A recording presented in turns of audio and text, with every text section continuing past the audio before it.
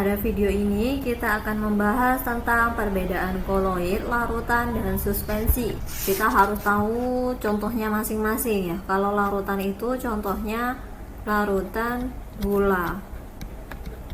Kemudian kalau koloid contohnya susu. Selanjutnya kalau suspensi ini kopi atau bisa juga air pasir.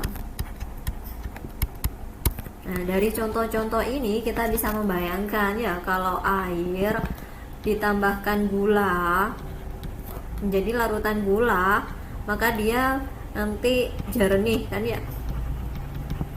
Kalau susu ini warnanya susu bubuk dilarutkan ke dalam air, ini putih.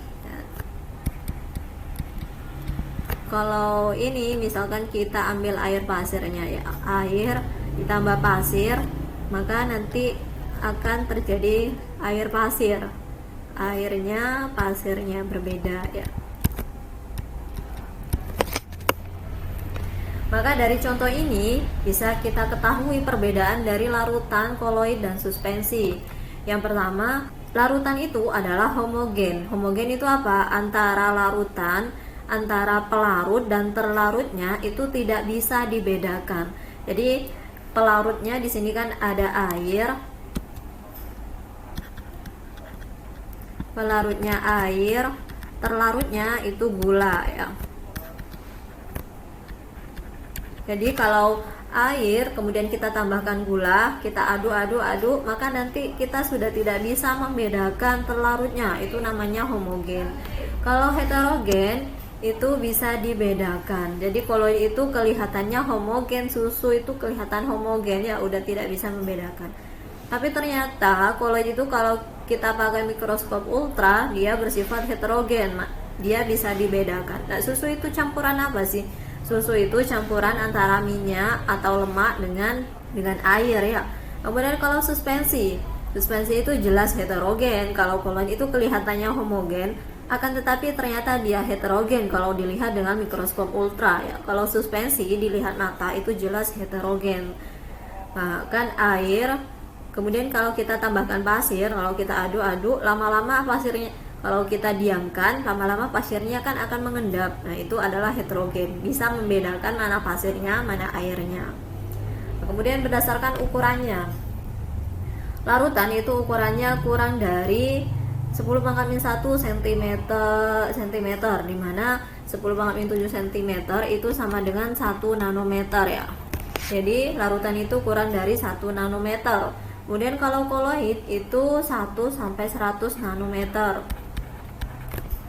Ini ukuran partikelnya ya. Jadi larutan itu paling kecil ukurannya, kemudian koloid di tengahnya, dan suspensi itu lebih besar dari 100 nanometer.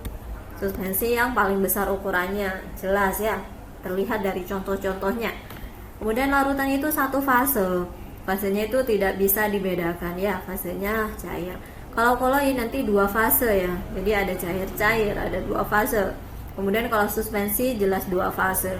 Ini sama dengan homogenitasnya, ini bisa dilihat dengan mikroskop ultra. Kemudian yang keempat, larutan itu tidak dapat disaring. Kalau kita pakai saringan, larutan itu tidak bisa disaring. Dengan penyaring ultra pun dia tidak bisa. Kalau koloid itu bisa disaring, tetapi harus dengan membran semipermeable atau dengan penyaring ultra. Kalau suspensi dia jelas bisa disaring, dengan penyaring biasa bisa ya. Kalau koloid hanya bisa disaring dengan penyaring ultra atau disebut dengan membran semipermeable.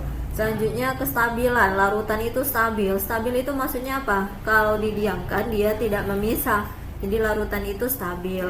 Kalau koloid itu juga stabil, jadi susu walaupun didiamkan beberapa jam itu tetap stabil, tidak memisah, tidak ada endapan. Kalau suspensi ketika dia didiamkan maka dia tidak stabil, artinya dia memisah, terjadi endapan.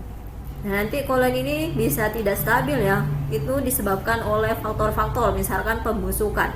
Susu busuk itu memisah, nah itu nanti masuk koloid tetapi sudah mengalami pembusukan, nanti dia menjadi suspensi.